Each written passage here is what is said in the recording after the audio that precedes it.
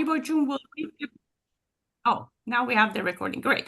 Faribojun will kindly read the bio, but before she does that, I want to point to some housekeeping rules before we start. Please mute yourself. If you have any questions, you can ask that after the talk is finished. If you're shy, you don't want to raise your hand, you can put your question in the chat. We'll grab it after the talk. And I guess that's it. Let's start. Faribojun, would you read the bio? Thank you so much for Of joining us. course. It is an honor and a pleasure to introduce Shaheen. Thank you for being with us today. Shaheen Behradnia is a graduate of Oxford University with an undergraduate degree in modern languages and a graduate degree in anthropology, focusing on Iranian Zoroastrians. She was born and raised in England and has published and lectured on Zoroastrianism globally. She has been a long-standing advocate for environmental policies and stood as a Green Party candidate in the UK general election back in 1992. She founded a school at Oxford and was a teacher and interpreter for the immigration appellate and a legal consultant for a tour operator. She now sits as a magistrate in the criminal and family courts in Oxfordshire, UK. Some years ago, Shaheen started the Puruchista Foundation in Yazd, Iran, for young Zoroastrians to enable them to earn a living. Soon afterwards, with the help of supporters, she helped to open a senior citizen day center there. Welcome, Shaheen Jan. Thank you so much. It's really kind of you to invite me. And I hope that it's something that might be of some interest to some of your listeners. I mean, I suppose many of you will already know quite a lot, but I hope that there will be something of interest and something new, something to think about, because I'm going to talk about the revolutionary message of the Gathas. And the question is, why is it revolutionary? And I'm going to start with that. Why do I think it's revolutionary? And I'm sure, I hope by the end, you will also be persuaded that it is revolutionary. The Gathas is not a very long document to read. It is, as some people describe it, the inside kernel of an onion. And an onion is covered with many different layers of skin.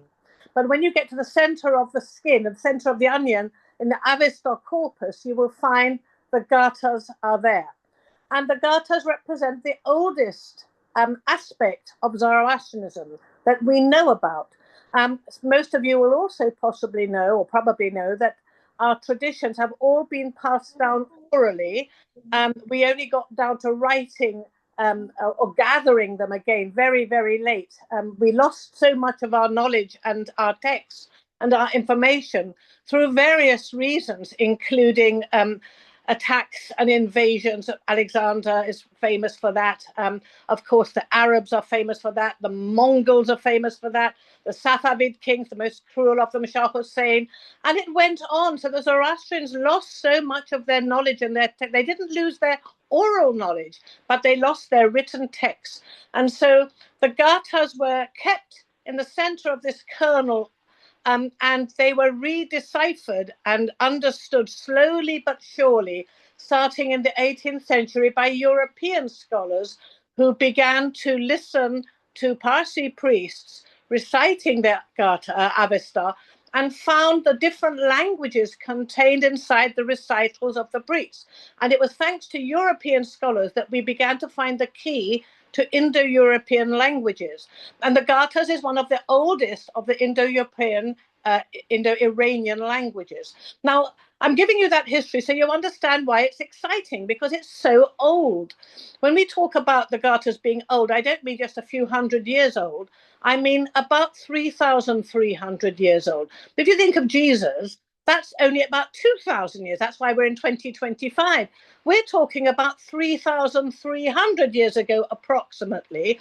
And how we arrive at that date is an analysis of the language. So the language is really important.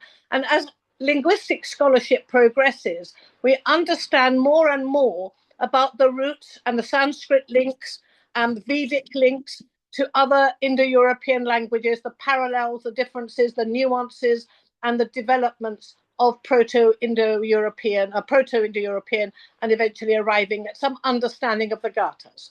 Now, I say 3,300 years because that is the view of most linguists, most people who analyze and work on Zoroastrianism. But of course, we have got some slightly different dates coming from the Greeks, because some of the Greeks said 6,000 BC, which is quite, I think, unacceptable. Some Greeks said 600 BC. Again, probably unlikely, because it is very likely that the Achaemenids were, we know for sure that Darius the Great, who was the main builder of Persepolis, was certainly a follower of Ahura Mazda, because he mentions Ahura Mazda in his inscriptions and also in the tablets, the silver tablets, which were laid at the foundation of some of the halls in Persepolis. So it's a difficult thing to be precise about. But having studied a little bit of the old Persian languages at Oxford, I did Achaemenid inscriptions with one of the tutors there who also taught Gartic. He was a specialist himself, who was a great follower of Stanley Insular, who himself is very well known as a Gartic specialist. So I had the pleasure of knowing him and working with one of his own I can't say disciples, but one of his great admirers linguistically. So I am happy to accept 3,300 years approximately, and I urge all of you to do the same as well, because there are also some historical references in the Gathas to the Turanians and to Shah Gustas, and also, and you'll find those in Yasna 46:14 and 46:12. So the Turanians, Shah Gustas is mentioned several times, and he also mentions one or two personal names, probably of his families, in 46:8. And so you have personal details, we have historical background, and he talks about the Kavis and the Karapans, who were probably the ruthless rulers and the ruthless leaders of whatever religions or whatever beliefs and superstitions people had at the time. So it is a little helpful to place it in some sort of societal context. And why it was revolutionary is because of the messages it contained, the ideas that it contained, that I, as a 21st century female who considers herself quite liberal and quite advanced in her thinking, an environmentalist, I find all the sorts of values and ethics that I today, in my liberal upbringing in Britain, and this multiculturalism that I live in, and the environmentalism I'm aware of, and the ethical issues that we have, and the political issues that we have to consider, all of those things are matters that I actually covered, brought up, raised, and discussed in the Gathas. It is a real advance in terms of thinking of the issues that beset humankind. And the fascinating thing is that they are relevant, the lessons and the thoughts and the discussions that you can find there are as relevant to today as they were back at the time of Zarathustra, albeit in a different sort of society. The society which had possibly only quite recently become sedentary in the plateau of Iran. It's not known when they arrived, at that time the Iranians arrived there, but it might have been not very much earlier than the times that we are talking about Zarathustra and his message. Now, the Gathas as a document is actually slightly maybe perplexing if you go straight into it not knowing any background, because at the very beginning, it's like a play. It's like a kind of it's like a poetical play, like a drama. And you have Ashur-Zarathustra talking, as it were, to an imaginary personage that is Ahura Mazda, and he's asking for advice, and he's asking and saying, who's going to guide Zarathustra? How is he going to find the way? What's going on? So you've got to understand it's in the literary style is quite unusual, and again, very modern in some ways in doing that. It's finding different literary forms. So it is really quite a fascinating piece of literature. And the fact that it is written in some sort of metrical verse, people talk about it as the songs or the verses of Zarathustra, because it has a certain rhythm in its original, and it has a certain aspect of what you could call poetry, versification. It has a rhythm, it has a certain sound, it has assonance and maybe alliteration. So those are things that people who specialize in literature might find. I should also add that it is not straightforward to read because it is an old language and the translations are, you can find modern translations. But the trouble is that also there are quite a few problems because people who have not really specialized, and it takes years to specialize in these ancient languages. You cannot just do 1 year course at SOAS and call yourself a translator of the Gathas. It takes years to specialize. And so you have to be very wary of the different translations that people are putting out and saying, oh, well, I'm a specialist in the Gathas, this is my translation. For people who are really interested, I would recommend that you do try and do a little bit of history research on how the Gathas came to be translated. William Jones was one of the very early people who started looking at Indo-European languages. And of course, Anquetil du Perron, a Frenchman, was one of the first who transcribed what he heard in India. But things have moved forward since then.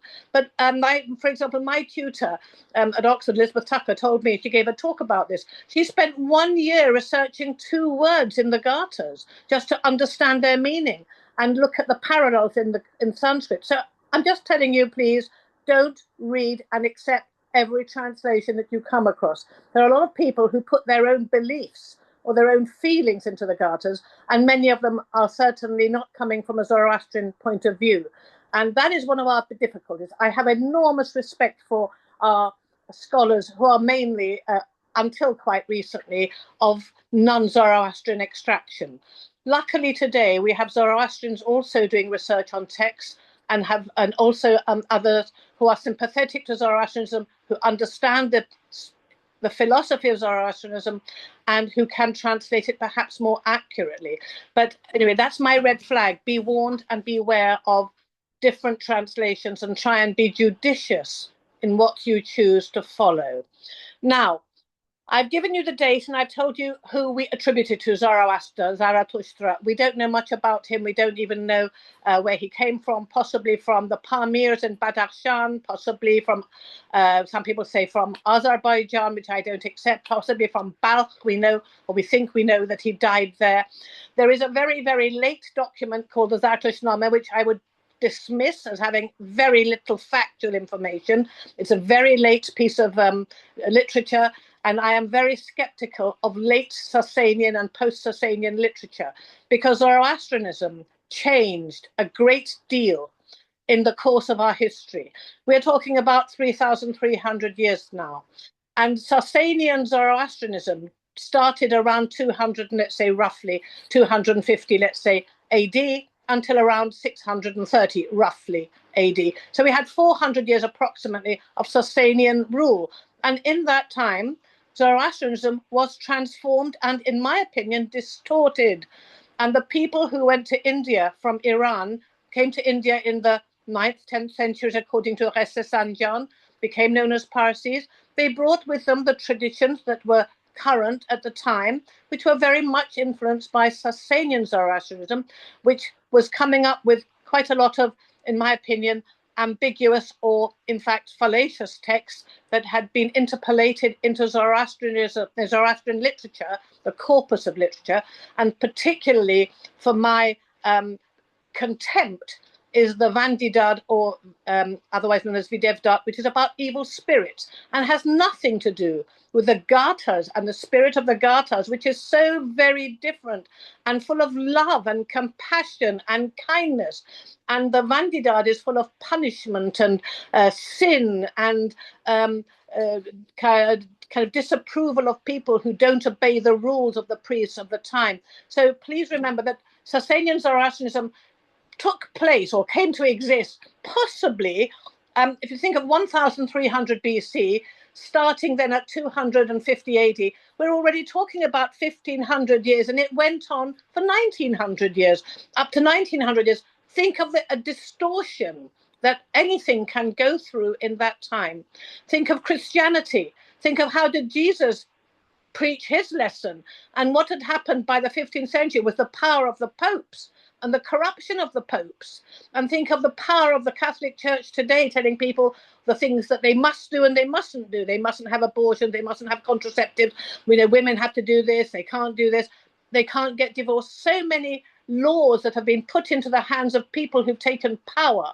That is not what Christianity was at the beginning. And look at today. Look at how many sorts of Christianity exist. Every one of them. The Methodists, the Baptists, the Church of England, the Anglicans from America, the Mormons. They've got 101 different sorts of Christianity, each of them claiming that they have it right. And so that is what happened to Zoroastrianism. My interest is to look back at the original form of Zoroastrianism. And luckily, I'm very, very, very lucky to have embedded in the corpus of our Zoroastrian texts, thanks to our priests faithfully passing down, even though they didn't know what they were saying. They had no idea. They did not translate. They didn't have any clue, really, about the language, neither of Pahlavi nor of the Gathas, which was much older than Pahlavi, but they recited it faithfully. And eventually, when it was written down, it was deciphered because they were so faithful in their transmission. So we have them to thank for that. But of course, it is no good because to us to just have it in a language we cannot understand. Unfortunately, now it is very important for us to understand what the Gathas say, and it's very important for priests not just to mumble what they say and they learn by heart, but to fully understand it. And that is a dimension of the teaching of priests that has been sadly lacking in some places, which I hope will be addressed in the future. It is certainly being addressed in Iran and the training of priests in Iran. I cannot speak for the madrasas in Bombay, but perhaps somebody can enlighten me there. But now let us talk about the message that I keep on saying is so radical and revolutionary. Well, first of all, I think it's radical and revolutionary, not only because it speaks to me in the 21st century with some of the principles that I hold dear, but it is different to other religions. It does not deal with a god up in the sky. We do not say Ahura Mazda sits up in the sky. Ahura Mazda is a very important figure in the Gathas. It is constantly referred to. But the epithets for Ahura Mazda are Lord of Wisdom and the Lord of Existence and the Lord of the wisdom, Jano Harad, Hasti. And it's a really important thing to remember that we don't think of Ahura Mazda as a godhead that sits somewhere and manages the welfare of 8 billion or however many people we are in the world today. That is not the sort of idea that we have. And the word God is very misleading when you want to talk to people about what we believe in. And I don't like the word religion. I like the word philosophy because it is a way of thinking. Zoroastrianism and Zoroaster's ideas were primarily about ideas, about how you think. And that's why I said it's very different. It does not require us to imprecate and placate a godhead, and we have no reason to be fearful and to need to say sorry and we'll do things to make up for our badness. That is not the sort of ideas that are being promoted in the Gathas. The Gathas do not put any external pressure on us to conform. We have free choice. The Gathas are very clear, very explicit. They say that we have to decide for ourselves. We listen to the messages, we use our ears and our illumined minds, and we decide for ourselves. That's a very important basic message. And the message in Yasna 32 is all about deciding for ourselves. We make the choice of whether we want to follow this message or not. We believe that it is the mind, Herad. It is the Lord of Wisdom, the Herad that we have been given by whatever powers that be. That is the Lord of Existence, the Khudavand Hasti, the Khudavand Jano Kharad. It's the Kharad. And the fact that we exist with an ability to think. And people say that Mazda is connected with the word to think, and it is connected with that root. It is the Lord of thinking, the Lord of wisdom. And once we understand that we human beings have all been given that ability to think, we have the ability to be rational, to make decisions, to discern. And the whole point of Zoroastrian philosophy, as we find in the Gathas, is a desire to develop the ability to think correctly, so we can tell the difference between good thinking and wrongful thinking. And the energies, the things that help us, the things that give us that are sepentamania, which means thinking positively and beneficently, and angramania, which is the negative side of thinking that draws us towards negativity and negative thinking that can lead to negative deeds. Every person is endowed with a dina, and that has developed into the word din. It means a conscience. We all have that. We are human beings. We are born with that ability to think. And what we need is the development of that ability to think. And this is where Vuhumana comes into it. And in the very beginning of the Gathas, the start of the Gathas is an appeal to Mazda to allow Vuhumana, the Lord of thinking, the Lord of the mind, the wisdom that we have inherently and that we're born with, to allow us to develop and to allow in good thinking, Vuhumana, to help guide us towards making the right choices within our dina, to listen to the conscience, which is Thrausha or Surush, which is the today's name, which means to listen carefully. And that's why he said, listen with your own ears and use your illumined minds. We are using our rationality. We are listening to people. We're making judgments. We're looking at consequences. We're using logic and rationality. There is nothing superstitious, nothing illogical in the philosophy of Zoroastrianism. It's all about you developing your mind and working things out for yourself. And you learn from the consequences. You learn that if you do good deeds, you can be a happier person. And in fact, the message of Ashambuhu, which is the most basic Zoroastrian philosophy, is found in the Gathas. I will tell you where it's found. It's in Yasna 34:13 and 43:1.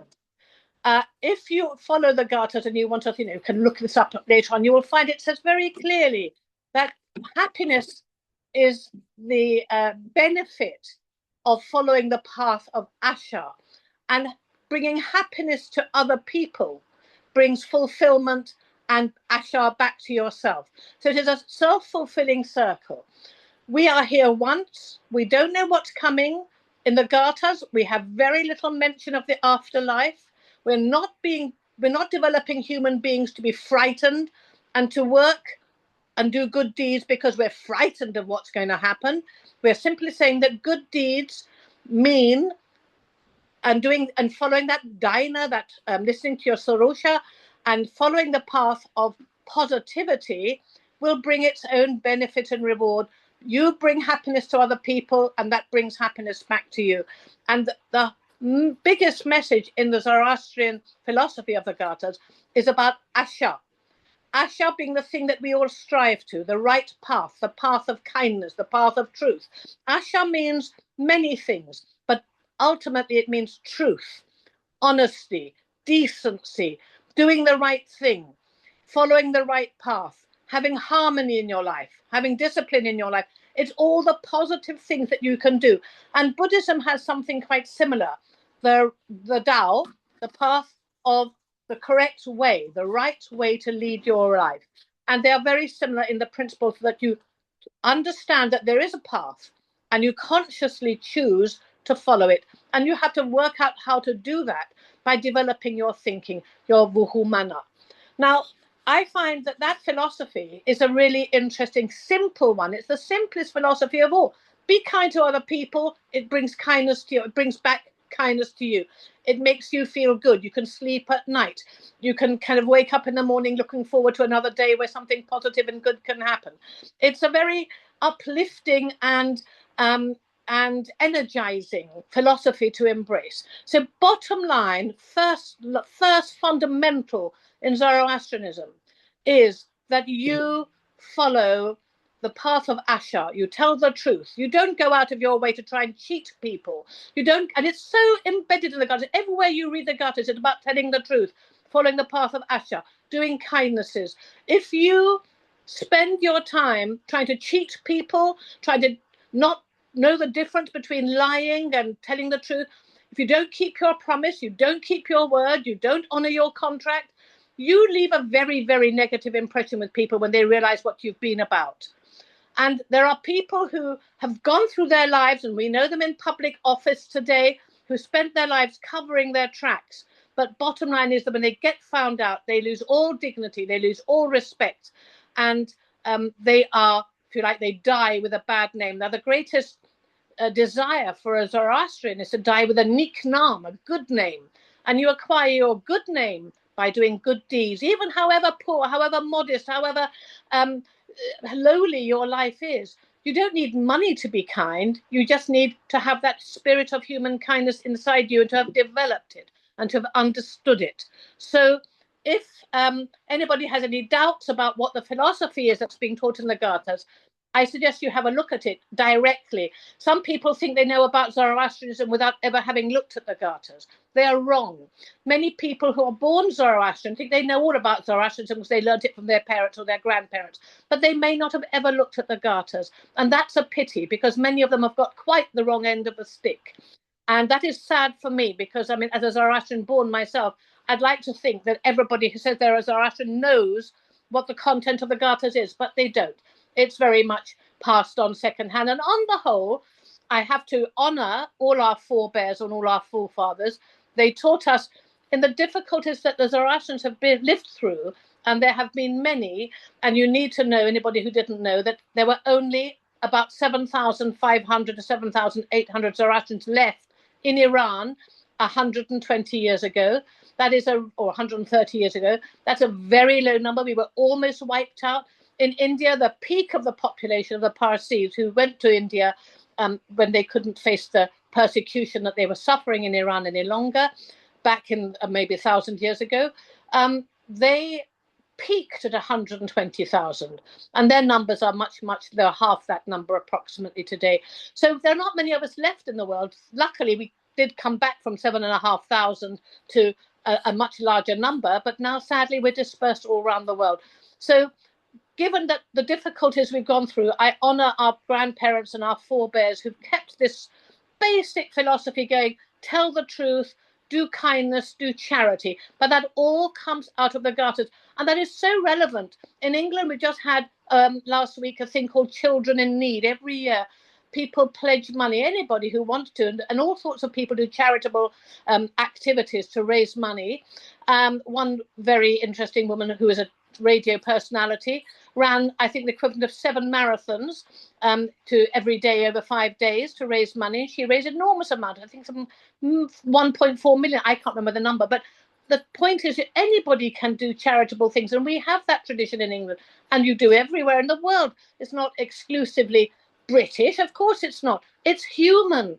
And the Gathas teach us to think about our humanity and about other people. It talks about vulnerable people. It talks about meek people, people who are in lowly positions. And the job that we have as people who are luckier than those unfortunate people, to look after them. That is exactly what we do when we take in refugees, when we take in people whose countries have been blighted by political oppression, when they've had famines, when they've had unfortunate disasters or unpleasant rulers. We are here to show humanity, and the Gathas teaches us all of it. It's there to be read and to be found. And fundamental principles are basically to be kind, to be decent, to be good. Now, moving on to other things that I'd like to bring up. Is that it denounces ruthless leaders and ruthless religious potentates. This is people who've taken power, who've got power, who've acquired power, either by some devious lying method or by vicious and brutal, violent attacks. And I can think of quite a few examples of some people who today are wielding power in very brutal and devious and violent ways, who perhaps we would prefer not to see doing what they do. The Gathas had already anticipated those people. They had experienced people like that. They're warning the public, they're warning people to look out for them and to stand up against them and to be honest and true to our principles. When we know that something is wrong, we should not try to hide behind that, but not to be fearful, but to be bold and honest and true to what we know to be right. It's a very difficult choice. That's why in the end, there were only 7,500 Zoroastrians left in Iran. Imagine being threatened with a sword or threatened with a gun or being told that you'll lose your job and you won't have anything, or your children are taken away from you. They're kidnapped. They're taken as hostages. Your choices are very difficult.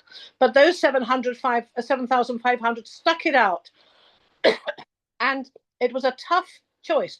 But it's so modern, because you read this in the Gathas from 3,500 years ago. You say, yes, we can see those people today, and they still exist.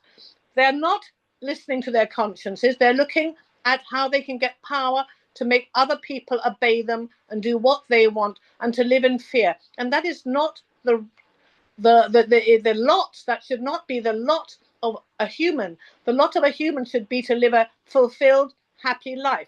And moving on to things that are other interesting things, there's the lot of women. Now, as a woman today, I mentioned at the beginning, I found the Zoroastrian philosophy very interesting in terms of its modernity. The 21st century, we're still talking about, gender rights and equality. And in the Gathas, Zoroaster is talking to both men and women. In that very early chapter that I mentioned, where he says, listen with illumined eyes, illumined ears and mind, he is speaking to both men and women. He does not, and it's quite an unusual thing for a religious text to actually talk to men and women, and especially for ancient texts to talk to men and women. So what Zoroaster teaches us in the Gathas, and later on towards the end, on one of the very last chapters, I think it's chapter 55, he actually, is it 50? He talks to his daughter, and he talks to young women and men. And he says, when you get married, when you have a partner, when you're, he talks to them in Gatha 53:9, he says, you as young couples have to work together, man and woman. You are a couple, you work together, and you have to make your lives work together as a partnership. It is not that the man lords it over the woman, or the woman lords it over the man. You are equal partners in this union, and you're going to bring up your children in a household where they have to look at the examples you set them. So it is terribly modern to have a chapter devoted to young couples that choose how to, that are going to have to live together as equals. And that philosophy of equality from the Gathas continued right through. We have, luckily, the Persepolis fortification tablets that are clay tablets that have just been found by luck around Persepolis and have been worked on by archaeologists. And the amazing information we find there is that women were landowners. Women had male employees who were their managers, or women had the right to work themselves as equal paid employees on the land. They did the same work, they got the same money. This is actually documented for us, and it's part of a tradition of philosophy that continued. And as I mentioned, Darius, who had Persepolis built himself with the help of, no doubt, Egyptian and many other peoples who knew about building monumental edifices, he actually had women, allowed women in his kingdom to be very, very powerful, very influential, and equal with men in their abilities to run estates and to be managers and to employ people and to be employed secretly. We also had women priests. And that's another thing that's so modern. You think of the Church of England still struggling. We've just got our first Archbishop of Canterbury, who's a woman. And women priests were only allowed to become priests 30 years ago. But we have Zoroastrian texts that show us that we had women priests at least going back to the 11th, 12th century, because we have texts from that period, the Herbedestan and the Nirangestan. I can't remember the exact dates, but they're late Pahlavi texts. But what we know is that that is a tradition that was obviously ongoing. It was not somehow something that somebody invented late in life. And yet some people deny women that. I mean, some of our misguided co-religionists got to the point where they were actually denying women the same rights as men, and would say that if a woman married outside her religion, she should not be allowed back into the holy places like the temples, or she should not be allowed for her children to have the initiation ceremony, even if she would like it and they would like it and her husband agreed. Whereas for men, there was a different rule. That is so contrary to Zoroastrian philosophy. And those are the people who claim, oh, we are Zoroastrian because we do what our parents and our grandparents taught us. Well, they were very wrong, misguided, distorted Zoroastrians. And I regret that those people have had the power to be able to direct some of the ways of behaving towards Zoroastrians in more recent times. Now, the other very revolutionary aspect of Zoroastrianism is its attitude towards the environment. Very early on in the Gathas, I mean, as the Gathas opens, it talks about the soul of Mother Earth, the rape and the destruction of the earth. Well, that is back 3,300 years ago. Think of what it's doing and what we're saying today. We are talking about the environment as having been destroyed, exploited, depleted. Look at the state of the oceans. Look at the state of the pollution of the air. Look at the state of New Delhi's air. Look at the state of the Amazon, where the forests have been cut down for palm oil. It is a horrible situation that we're living in. And of course, the fossil fuels that we know are heating up the earth. Look at the number of different forest fires we've had this last few years. The droughts. Iran is now a water bankrupt country. It has no more water. They are actually having to seed up the clouds and make it rain. It is a tragedy what we have done to our earth. And Zarathustra is talking in the Gathas about Mother Earth and the need that we as human beings have. And Mother Earth is crying. And is it like, this is the part that's kind of dramatized like a play. Mother Earth is crying, saying, who's going to look after me? Who's going to help me? Who's going to protect me? And that is the question we are asking ourselves today. Who is there? We know what we know. The Zoroastrian respects the earth because we have been taught that without the plants that are the basis of our food, we have no existence. And the plants come from a combination of respect for earth, for fire, for water, and for air. And without all of that, we do not have the means to sustain ourselves. All our celebrations, Zoroastrian celebrations, are about the environment. We celebrate the return of the sun at Yalda, the shortest day that's coming up shortly, solstice on the 20th, 21st of December. We celebrate Jashneh-Sada, the discovery of fire, because we respect fire. We need fire for heat, for light, for cooking, and everything else. We have the sun, which is, the sun, fire is a little kind of spark of the sun. And of course, we have Nowruz, the return of spring and the return of life with the heat of the earth warming up with the sun's rays. And we have Tirgan, the water festival. We have Esfandigan, the festival of love and the earth, because Mother Earth, our mighty, is connected with humility, love, devotion, and motherhood, and the earth, nurturing the earth.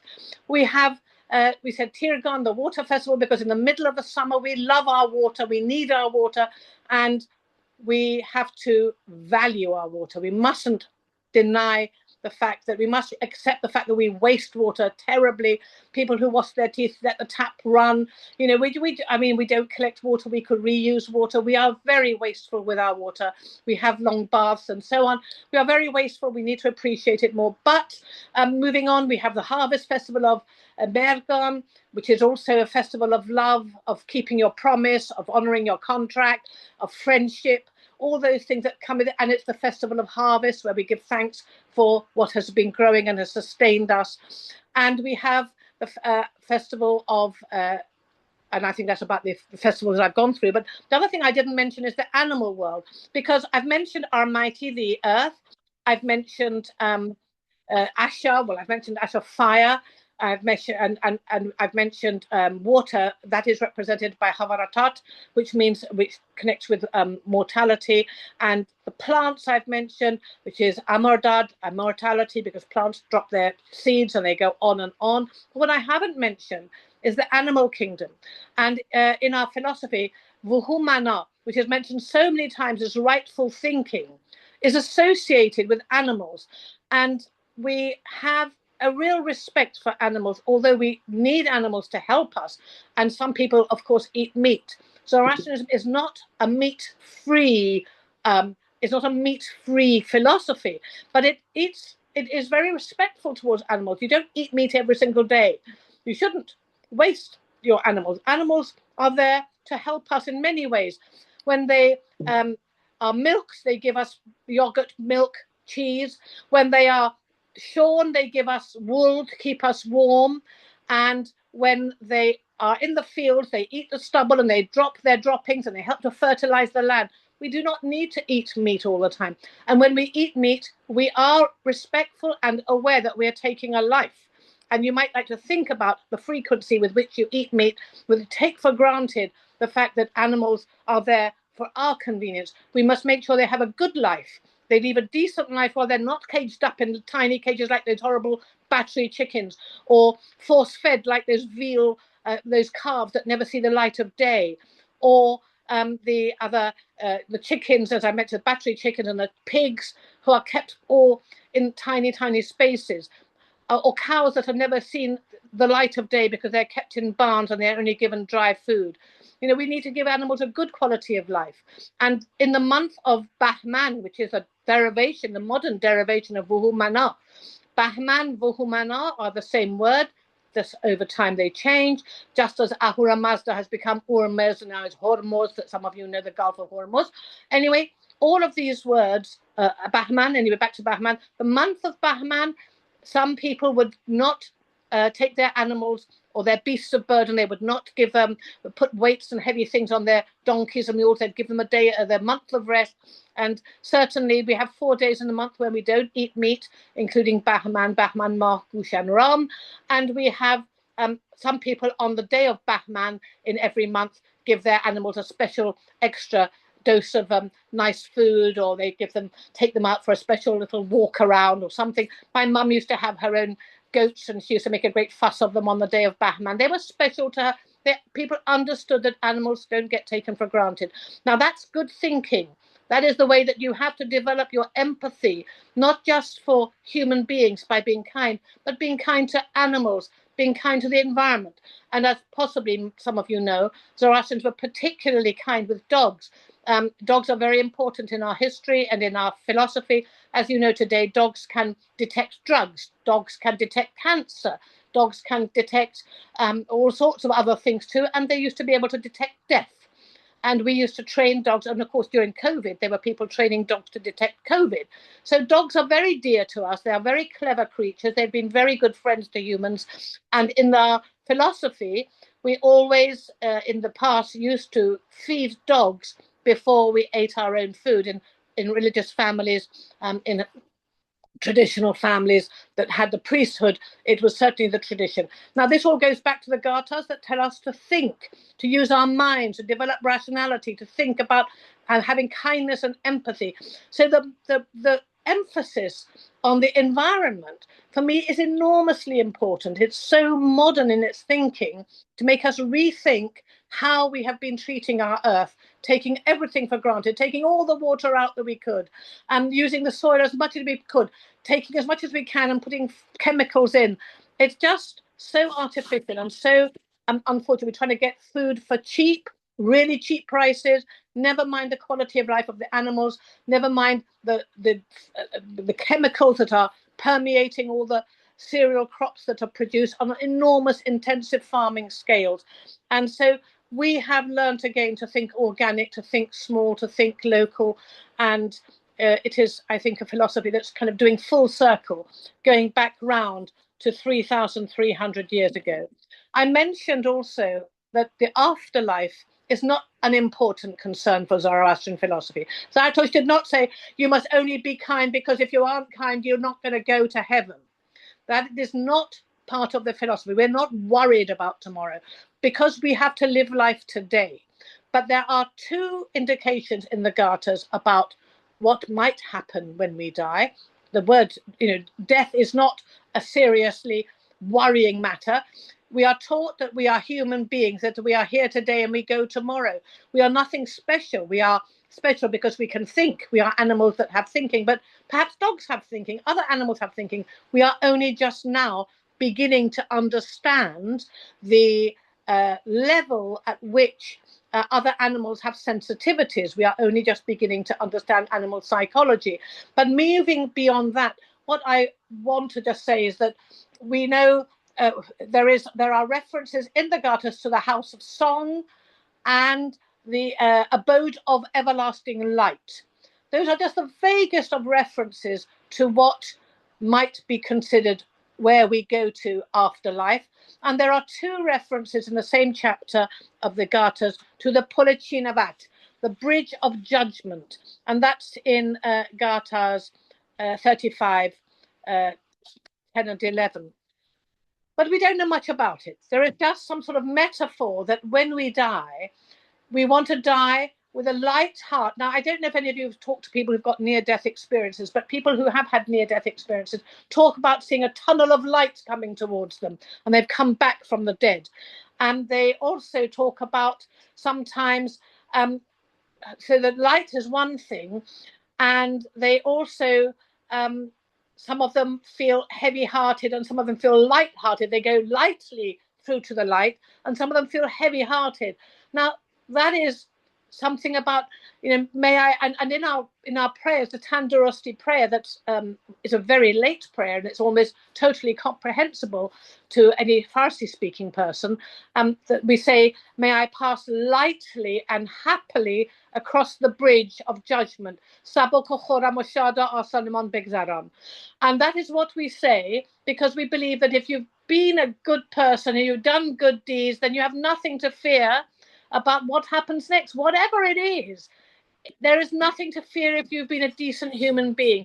And I've got a feeling that I've probably been talking for a very long time. So I turn to my moderator to tell me how much time I've got left, if any. Well, we're almost there, Miss Behradnia. Would you like to wrap it up maybe in a few minutes and then we can get to questions? Yes, I'm very happy to wrap it up. I think I have talked pretty much about what the Gathas contains. The one thing that I haven't mentioned is, I want to go back to, is Ahura Mazda and the idea of God. Because some people believe that, there's a difficulty. And I have to admit that in the Gathas, we have a difficulty. I do believe that God is inside our heads. It is not God in the English sense, the European, the Abrahamic religion. You have Christianity, you have Judaism, you have Islam. They all talk about God up there. Our God is Hasti, Khudavand Hasti, the God of existence. And we talk about Mazda, Ahura Mazda, the God of wisdom, the Lord of wisdom. It's in our head. That is where our Kherad resides, our Daina resides, our conscience resides. We have the wisdom inside us. So God is inside our heads. And it is the way that we make decisions. We listen to our conscience. We listen, if you like, to God. But there is also the concern, and Zarathustra has addressed that. He asks this question: where does the world come from? What has set this planet into motion? What brings us rain? What brings us the seasons every year? He's asking this question. He's not saying he knows the answer, but he knows there is a big question mark there. And he doesn't know what to attribute it to. He knows that we understand that this is the world we live in. There's a regularity of the seasons. We see things that are there. We see volcanoes erupting. We see earthquakes. We see things happening. This is all part of nature. It is the reality that we have to exist with. And he asked the question. He's not saying that it is some outside external personage or character that's created the world. It is a mystery. And that, I think, is the interesting thing, that Ashuratus has not found the answer and said, I know it is this, or it is God up there who's decided day one will create the earth, next day will create night, next day will create day, as we have in the Old Testament. He's not saying that. He's just saying, I don't know the answers. Help me to understand. And today we have scientists who have had that help through the development and the progression of knowledge. And that which talks about progression and development of knowledge in the Gathas. He talks all the time about, help me, whatever is inside my head, to develop understanding and knowledge and to pass that information on. This is not a philosophy that he regards as a closed philosophy. It is a philosophy that if it makes sense to you, and if you want to embrace it, you can. You're not bound by caste or race or gender or nationality. You are very much directed by your choice.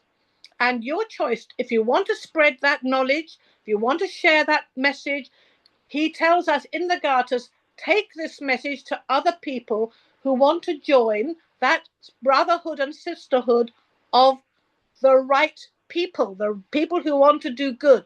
So the last message is share the message, spread the message, try and bring more and more people into your circle of friends who are positive, who are creative, and who want to work together for the benefit of your society, to bring harmony and justice and decency to the society that we all have to share.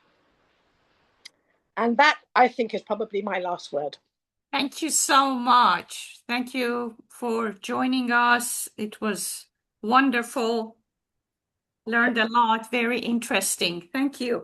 We have about 10 minutes, I think, maybe 15 minutes if people agree for some questions. Do you mind that? If okay, we have, yeah, we have, would would you be able to stay like about 10 minutes? I can stay as long as you want. I have no plans for my evening. Okay, so let's go. There are some questions in the chat. I want to grab one or two people in the audience that are raising their hand to ask questions, and then Caleb, John, if there are any questions, I ask you later to add to that. Please keep your questions. If we have a lot of questions, please keep it to like 2 minutes. So I think Louis was first, if I'm not mistaken. Then we have Cyrus. Go ahead, Louis. Hi, thank you very much for that informative and um, enlightening talk. I came into Zoroastrianism because I married Rebecca, and I came from a different angle. You know, I studied a lot of mysticism. Not that that matters. I was raised a good Christian kid, you know, Episcopalian, Lutheran. But anyways, with all this studies, and I've been immersed in this Zoroastrian uh, philosophy, and I like that word. And in my own work that I've done, it seems like many, many years ago, the potential for our human development was retarded. In other words, we relegated authority to outside of ourselves, Yeah. and we didn't take responsibility. And this was a crippling, tragic event that happened. I'm not going to point fingers because that's not my place, but you can figure out where I'm coming from.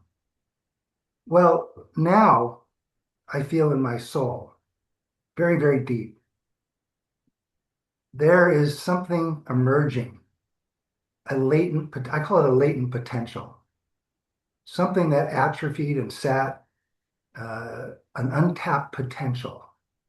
Because it was based in Hashem Vohu, it was an eternal frequency of something. Okay? I don't want to get too occult with you. That's probably not fair. But I feel in my heart, we have a inflection point right now, to go back and bring back this lost conscience. Because I feel we've lost our conscience, we've lost our compass, and we have relegated to everything but ourselves. What are your thoughts about that? Because it's I want to work on that till I croak. Yeah. Well, I think that you're right to say that we seem to have lost our moral compass in the Western world. I mean, I don't know about other spiritual worlds. I don't know the Buddhists or the people of Tibet are oppressed, so they can't follow that. But people who maybe were brought up with more of a conscience in their philosophy of life. But certainly in the Americas and in Europe, we and then of course Russia, people who are leading us are people who seem to be amoral, who don't have a human dimension, who are no longer following no longer working towards the good of general humanity, but more towards the good of their own pockets and their own vested interests. And it's very destructive. I mean, Gathas also talk about non-violence, They talk about trying to preventing violence. It's really sad that that is exactly where the world has got to, because we've become so selfish. We say that we don't need religion anymore. And I don't like this word religion, as I said, although the religion only means binding together people who have the same values, actually, who have the same practices, the same tradition. It just means binding together. That's what religion means. But it has bound together people who end up wanting to have a hierarchy of priesthood or a hierarchy of leadership.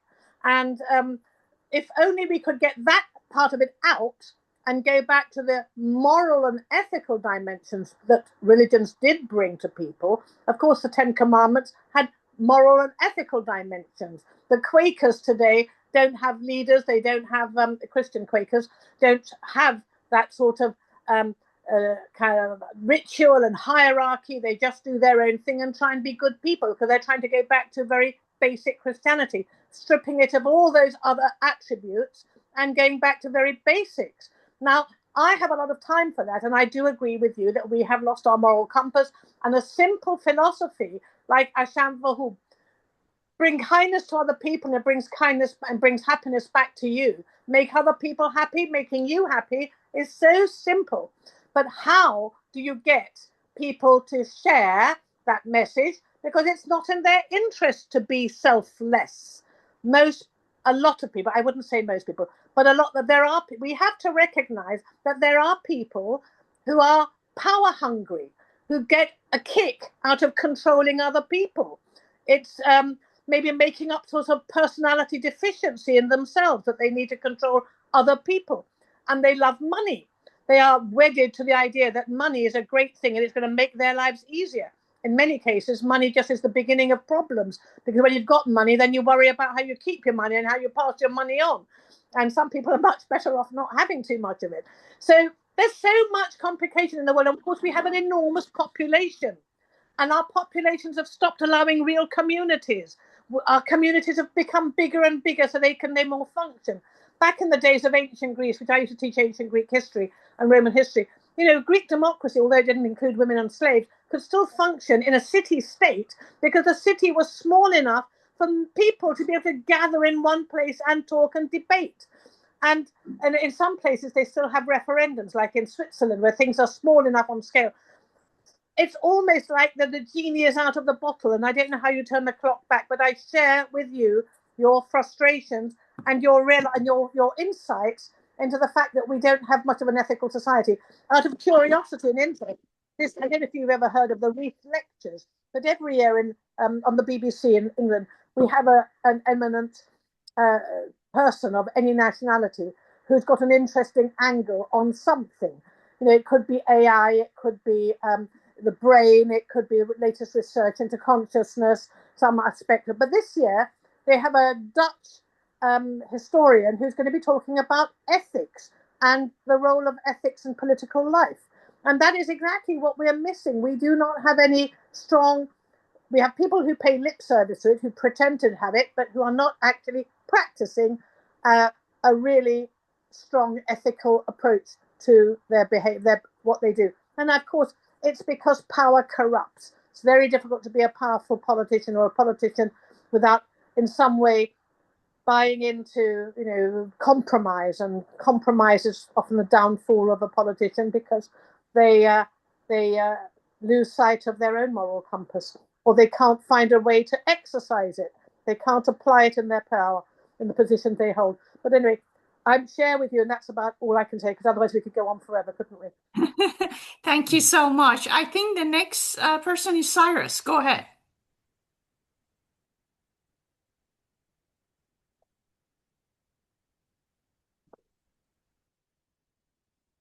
You're muted, Cyrus.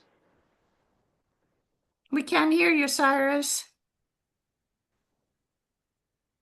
Oh, he's on mute. He's got to find his unmute.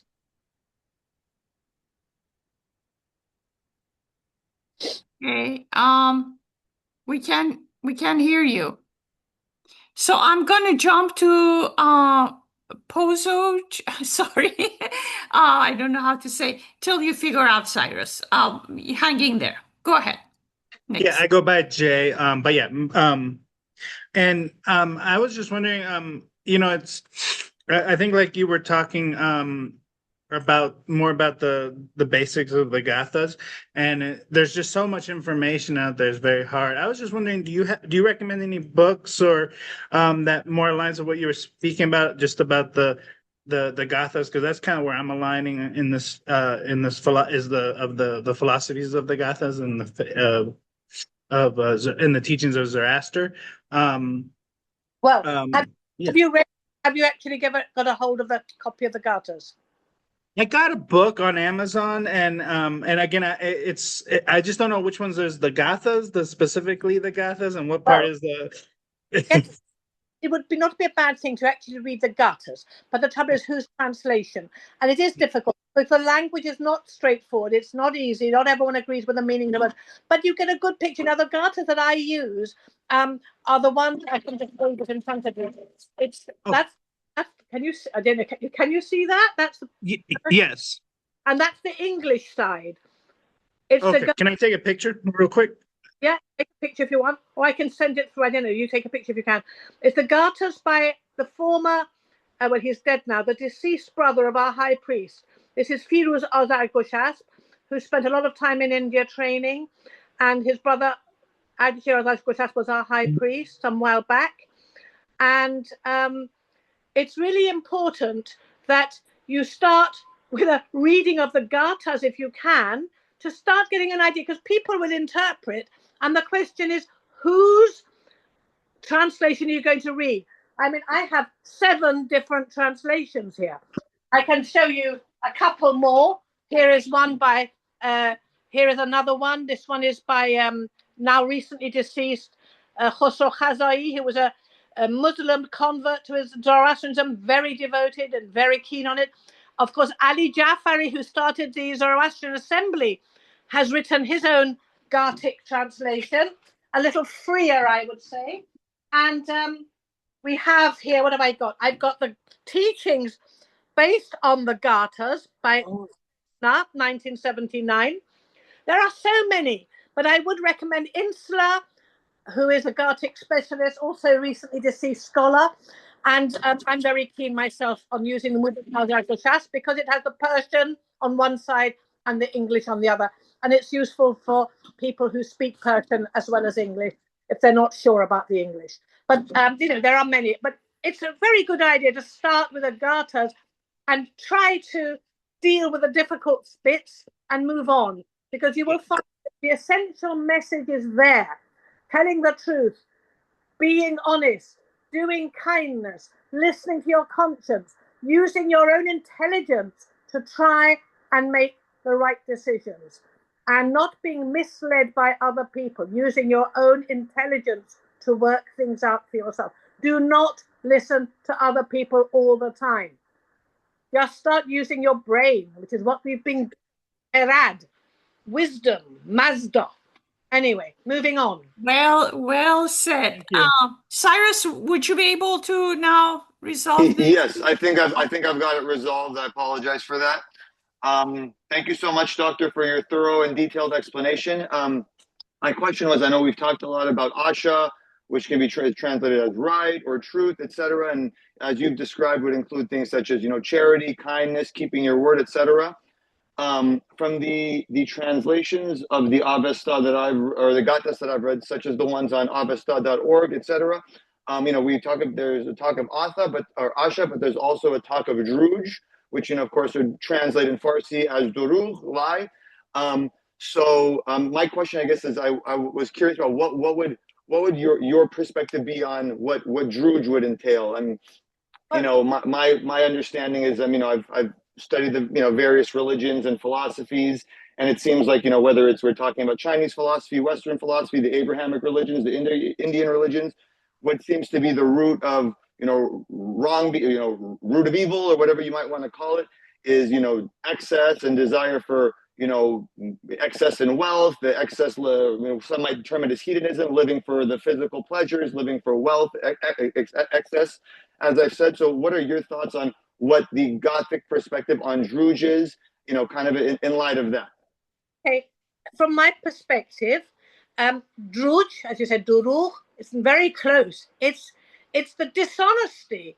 it's dishonesty in every aspect of dishonesty, of negativity. I mean, we know what's positive and we know what's negative. We know a lie as an untruth. We know it's a bad thing. You don't have to be taught that. Well, you do actually, because I have to say, Cyrus, that there are cultures, and I'm afraid I won't name them, but I think you can understand, where it is perfectly normal to try and be clever and try and cheat people.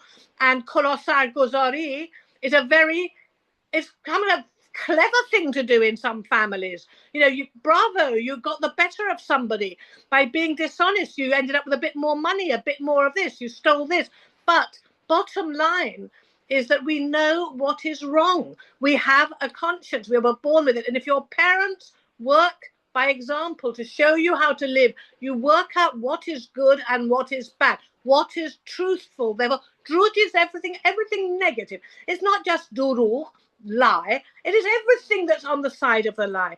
In Zoroastrianism, it's very much polarized between right and wrong, truth and lies, but it's that symbolically for everything positive, everything serpentamenu is positive, and everything that you're drawn towards negative actions and you're drawn towards cheating and telling lies and covering your tracks and not standing up for the vulnerable and not defending your principles, not challenging people who are doing things that are really unkind and wrong. All of that is very difficult. Being a bystander is a very difficult thing not to be, because it is the easier way than challenging. So Duruj has got a really quite a wide remit of things that are negative that you should be doing, but you're not doing. So it's developing your thinking, developing your mind through thinking about it. And in the Gathas, it talks about the importance of quiet meditation and solitude, where you can think, make time to stop and think. And slowly but surely, life's experiences will also teach you what is positive and what is negative. You, on the whole, not always, but on the whole, you reap the results of what you sow. If you do kindness, you have it back. If you don't do kindness, then you don't win yourself that many friends. If you're positively nasty and you stab people in the back and you tell lies and you take advantage of people, you lose your reputation, you lose your friends. It's quite simple. And so, the role of Duruj is just the negativity that you have to avoid. I mean, we need to make a very big deal of it. And that is what I don't like about the Sasanian period. They turned things into big stories, they developed philosophies around things that are so simple to understand, because it gave power to the priests who controlled the text. Now, my grandfather was a priest, but he was a great priest. He was an intelligent man. He was a poet. He was a mathematician. He was a stargazer. But he did not believe in blind ritual for its own sake. He was wise, and wisdom is important, not blind obedience. Very well said. I'll second that.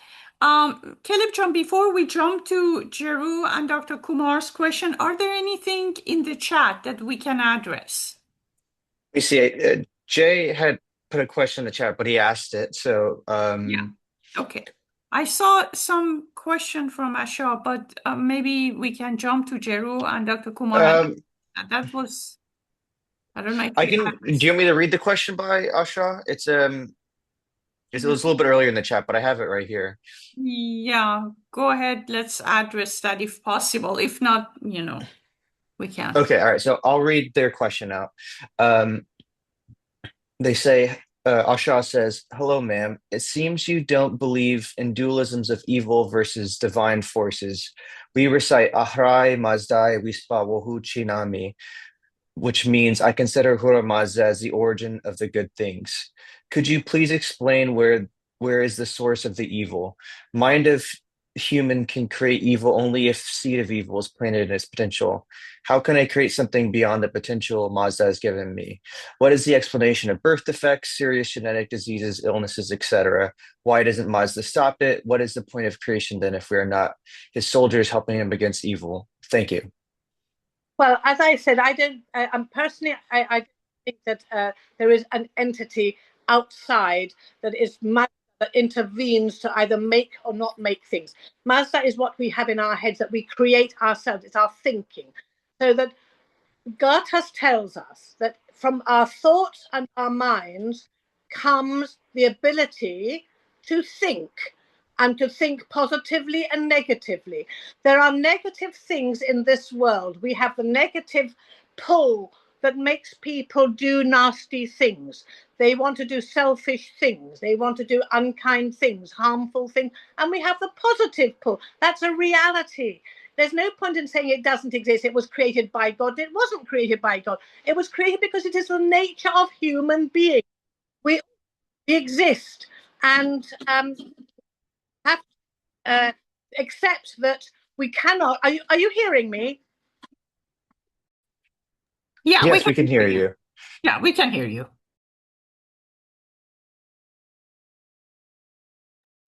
Oops, now we can hear you. Are you there?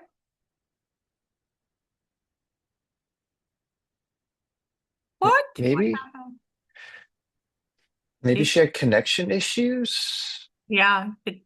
Oh, Okay. here, let me let her in. Here she comes.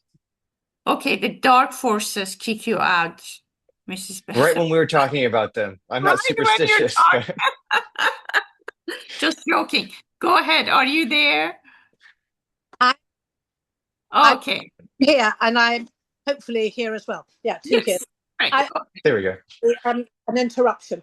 But anyway, I was just saying that I think this person, whoever they are, has this idea that we have two gods. No, we don't have two gods. We don't even have the concept of God in its real self. We have a concept of wisdom, which is Ahura Mazda, the Lord of wisdom. It's the Lord that has given us the ability to be wise, to think, to discern, to listen to our consciences. And within the world, the reality of the world, we have polar energies or polar thinking processes that can be positive and negative. And in the real world, we have darkness and we have light. It's just the reality of human nature. And there's no point in denying it. If you want, if you want to take on Hindu ideas or Muslim ideas or Christian ideas about the nature of good and evil, that's fine. But that is not what the Gathas teach us. The Gathas teach us that we were given the wisdom, and the wisdom has created the ability for us to have a conscience that we can either listen to or not listen to. That's well said. Thank you so much. Yeah, we have to get away from the Abrahamic way of thinking and attributing every single thing to God. We have to move away from that. And I know it is really difficult for those of us who lived within the Abrahamic thought for so long. It is very difficult to step out, and people still have that mentality of Abrahamic that, oh, everything is God, and if I break my leg, it's God did it, or if I have money or whatever, good and bad from God. We have to, as you said, we have to move away from that. In the Gathas, there is the word nikbachti, which means good fortune, and that is a reality. Some people, I cannot. Some people are lucky. It is the way of the world. I cannot control it. I cannot say who is lucky, who's not lucky. It's just something you might observe. Some people are lucky, and you cannot say that people who are unlucky are bad. That is almost beyond our control. The only things that are within our control are how we behave. Well said. Thank you so much. There was a Gerald, did you raised your hand. I don't know if you still have a question. I saw you with your wonderful mom there. Welcome. Do you have a question? At that time, I did, but subsequently, I think Shaheen Jan has covered it. But I'll take this opportunity since you have called upon me to thank Shaheen Jan for covering so many important aspects that are relevant in today's world as they were many, many thousand years ago. Maybe a question indirectly through that is, Shaheen Jan, you mentioned nature, you mentioned all the creations. But when you defined Ahura Mazda through your interpretation, you said the Ahura Mazda in us. Yet in through your talk, you actually have referenced Zarathustra's idea that Mazda is in all creations, Yasna 43.5. I see you, Darasoi Twa, in all of creation. So indirectly, you have referenced that. But what I thought was really, really important in what Shaheen Jan said is the reference to Yasna 46:16, and that is as obligated upon us to take others with us towards this state of happiness. Ushtastoi. So in a beautiful way, you've covered various things that we can actually live. Thank you. And thank you to the Zarathustrian Assembly for bringing Thank us, Shah. you. Great. Thank you so much. Dr. Kumar, go ahead, please. Before I even ask anything, I'd like to say to Shaheen Khanum, with our Persian culture, thank you, Motishakaram, Tashakor, Kheli Mamnun for being here today. And this really enlightened me. And it's going to make me think of Yalda a little bit differently with my kids this year. That the way I do it, my mindset. As a psychotherapist with my MD specialization, it has resonated so well with me what you said about Ahura Mazda being in our mind, because I feel cognitive behavioral therapy in particular, the good thoughts, good words, good deeds, it is so much like our faith. It's the way that we can everything is up in here. And I really appreciate the way you said that it's not just something out there and dogmatic appearing. It's more like within us. And this is the kind of philosophy I want to impart into my kids, Arman John and Shahrzad. So I would like to ask you this one though, is that and you're just I have to say one more thing. You remind me of my grandma because you're just an encyclopedia of knowledge. Anything that somebody's asking you, you had the answer. I really appreciate that. But I'd like to ask you that.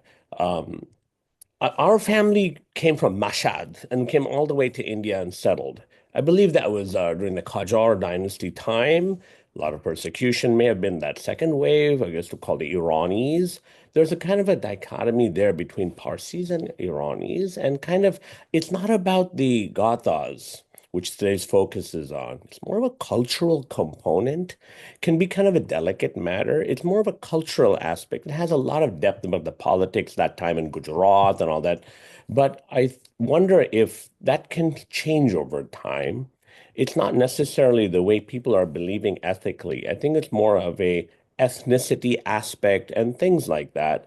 When you mentioned about the Sasanian Empire and how things may have changed even back then, do you think that not to say the word polluted, but do you think that these sort of cultural rules that evolved over time, is it possible that we should go back, as with my complicated background that I have, I'm hoping because our numbers are dwindling, um, how can people come together and change this thinking that we can open up our philosophy, if we don't want to call it a religion, to people outside more? Because I think it's more of a fear of the ethnicity being changed. Um, this is a very delicate matter. So what are your thoughts on this as a person? I'm guessing Persian background. I'm just taking a guess. I don't know. But there's also a difference with my friends here in Portland, Oregon. I have a lot of Iranian friends, my closest friends. They tell me that there's a different way of looking at things in Iran. So please, I don't want to take too much time. Your Well, it's a very big thoughts. subject. A very big subject, and thank you very much for your very kind comments about my talk. I was born in England, of Iranian Zoroastrian parents. I mentioned my grandfather was a priest. And when I was in England and being brought up, we were very, very few Zoroastrians from Iran. We were surrounded, if anybody, when we mixed with our communities, it was always Parsi, Parsi, Parsi, and we Iranians were very, very much a minority, 2 or 3 families only. And it only started to swell when the revolution people chose to leave Iran. Now, my comments on that is that when I was young and growing up, as an Iranian, I found very little in common with Parsis. I didn't like their food. I found their clothing different. I found their language different. We didn't have any of the festivals. They didn't celebrate Nowruz like we do. They didn't have Yalda, Tirgan, Mergan. They had no festivals. It was all prayer, prayer, prayer, prayer. And it was very boring, and I had no interest at all. And as I've grown older and we've had more Iranians arriving, clearly Iranians in Europe and in America want to carry on celebrating our festivals. And these were not known to Parsis, so they've learned them.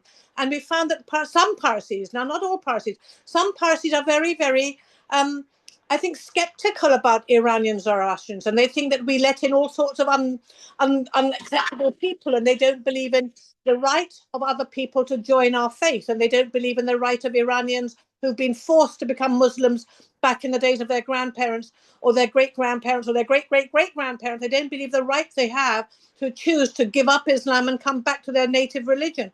So it's very difficult because some parties are really hostile.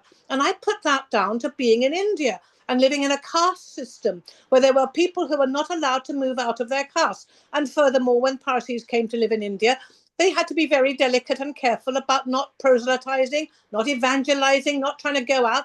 And furthermore, and because there was a clear system and they could not break it, or nor should they try to convert people.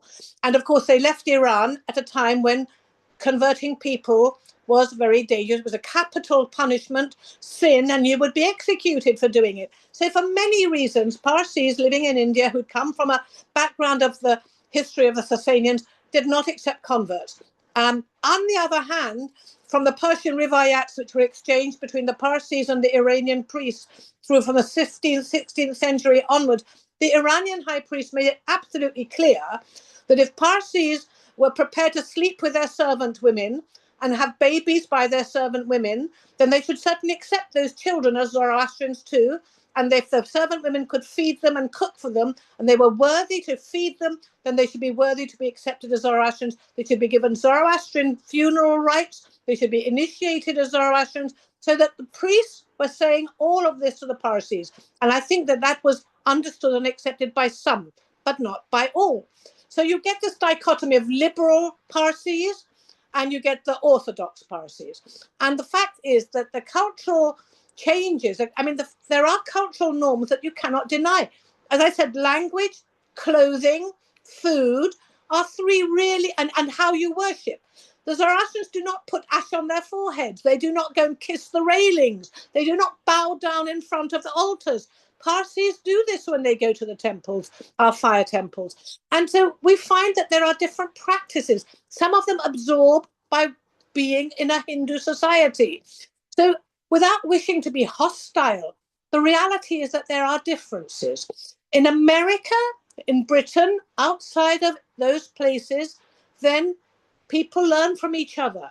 And coexistence in a new generation is much more likely than it is in the current generation that are coming still from the homelands. So I do believe that in the next generation, there will be much more harmony and much more understanding and exchange of ideas. But I have to say that it is a very beautiful tradition to keep all these festivals, and it would be sad to let them go.